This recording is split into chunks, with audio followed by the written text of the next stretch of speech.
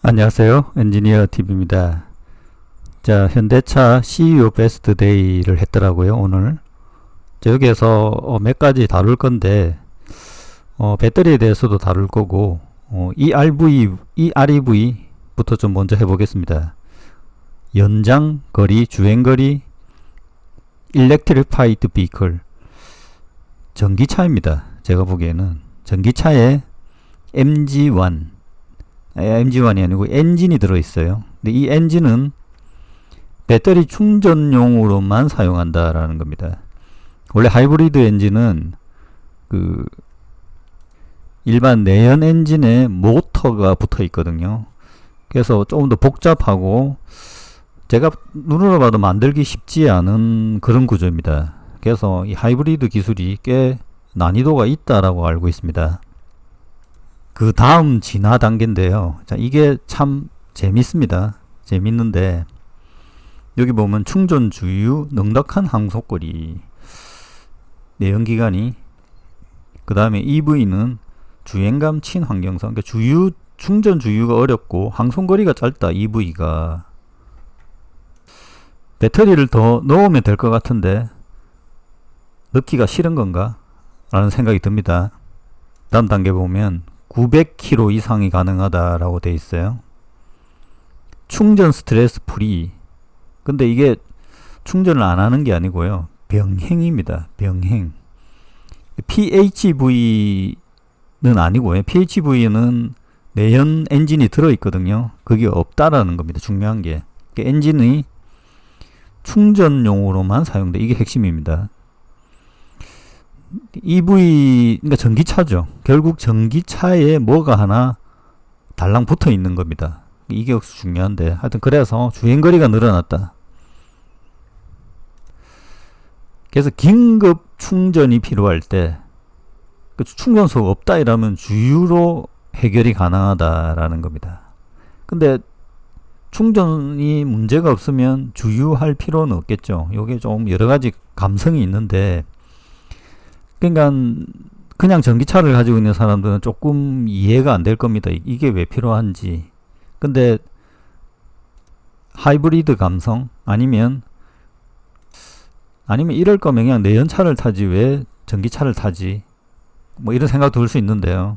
일단 하이브리드가 워낙 많이 팔린다니까. 그러니까 하이브리드도 무슨 생각인지 솔직히 잘 모르겠습니다. 전기차만 탄다고 하면.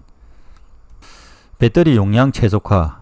배터리가 여러 가지 버전이 있는데요. 배터리를 적게 넣고 엔진을 하나 넣는 거예요. 충전용 엔진을. 그 가격 대비 뭔가 있겠죠. 여기 보면 북미 시장 중국인데 약간 D서브, 이게 무슨 뜻인지 잘 모르겠는데 C급 고급형 라인은 아닌 걸로 보입니다. 자, 기사 내용을 조금 더 보면 지금 가교 역할을 하는, 전기자동차와 전동화의 가교 역할을 하는 것이다. 여기 보면 900km 이상 주행거리, 아주 훌륭합니다. 전기차로도 이 900km 이상 가능합니다. 지금 기술이 문제가 아니고요. 가격적인 문제가 좀 있죠. 자, 여기 보면 배터리 용량을 약 30% 축소하는 방식이다라는 거죠. 여기 보면 D형이 중형 SUV네요. 그러니까 좀 싼 모델에 들어간다는 겁니다. 준중형, 경제형 C급, 중준형. 근데 이게 이유가 있을 것 같아요. 제가 보기에는. 자, 그래서 여러 가지 좀 제가 자료를 봤는데 이 영상이 40만 조에 3년 전입니다. EREV가 새로운 기술은 아니라는 거죠. 그래서 쭉 여러 가지 읽어봤는데 댓글이 400개가 달렸고 아주 좋다라고 합니다. 여기 보면 댓글에 한 50-60%가 그죠. 여기 보면 메리트가 있다, 좋다, 이런 의견이 꽤 있습니다. 그러니까 현대에서 만들었겠죠. 2년 전부터 그런 생각이 있었으니까. 제가 여기 이제 실제 중국에서 SF5가 이런 REV, 그러니까 중국에서 나온 기술, 뭐 유럽에도 있고요, 일본에도 있다고 합니다. 이게 이 영상을 참고하시고, 이 영상을 뭐 그대로 제가 설명할 수는 없으니, 자, 여기에서 핵심 내용이 있는데요. 처음에는 이게 이제 이런 겁니다. 하이브리드는 제가 잘 모르겠어요. ERV 같은 경우에는 전기차입니다. 그래서 ERV를 타게 되면 그 다음 차는 무조건 전기차로 가게 돼 있어요. 그러니까 전기차로 가기 위한 가교 역할이 맞아요. 이분도 여기 나오죠. 단점이 하나가 있는데 전기로 갈 수 있는 거리가 100km 정도 됐답니다. 이 버전은 배터리가 더 적게 들어간 거죠. 옛날에 배터리가 더 비쌌잖아요. 지금은 이것보다 좀 더 넣은 거죠. 한 반이 배터리고 반은 휘발유로 가는 뭐 요런 건데, 근데 이제 엔진을 켜면 기름을 쓰는 게 너무 아깝다. 이게 왜 그러냐면 전기차로 지금 현재 이제 고속 충전 같은 경우는 3분의 1, 최저로 야간까지 들어가면 10분의 1까지 가격이 내려갑니다. 요거는 이제 제가 전기차 외탄이 영상에서 설명을 좀 드렸고요. 그래서 전기차를 타게 되면 기름이 비싸서 주유를 못 하게 되는 겁니다. 이분은, 이 차는 주유도 하고 충전도 할 수 있는 거예요. 근데 전기로 타는 게 훨씬 싸니까 전기로만 다니려고 하는 경향이 생긴다는 거죠. 그래서 엔진 켜는 게 두렵고 주유를 하게 되면 엄청 싫어하게 된다는 거죠.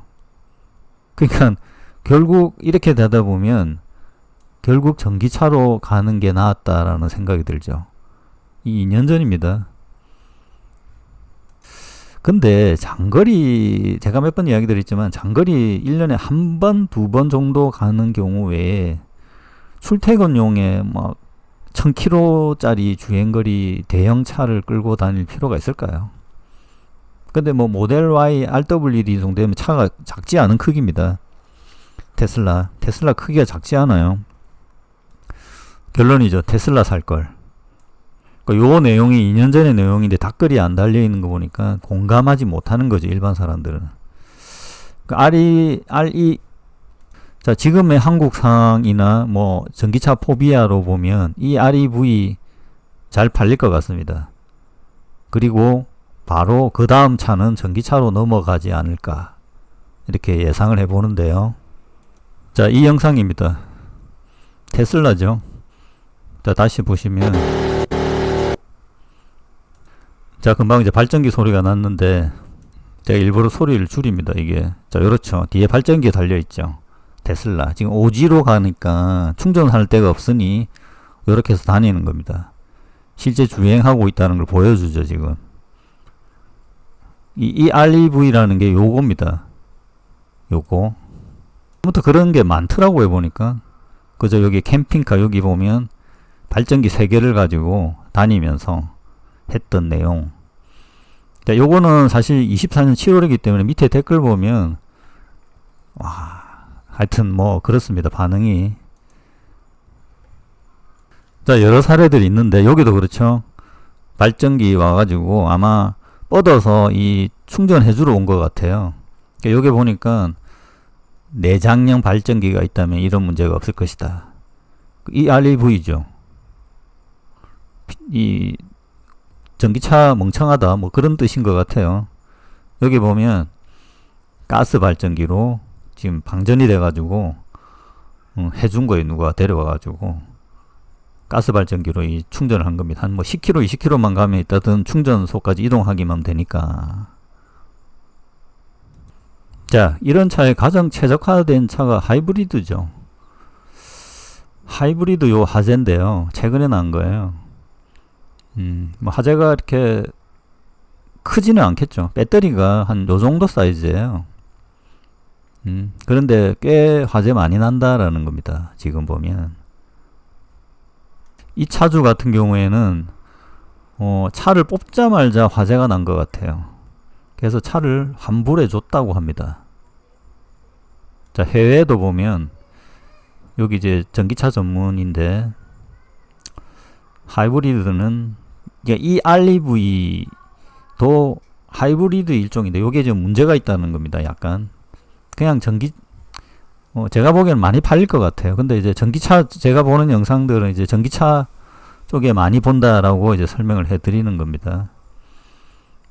하이브리드는 이제 최악이다.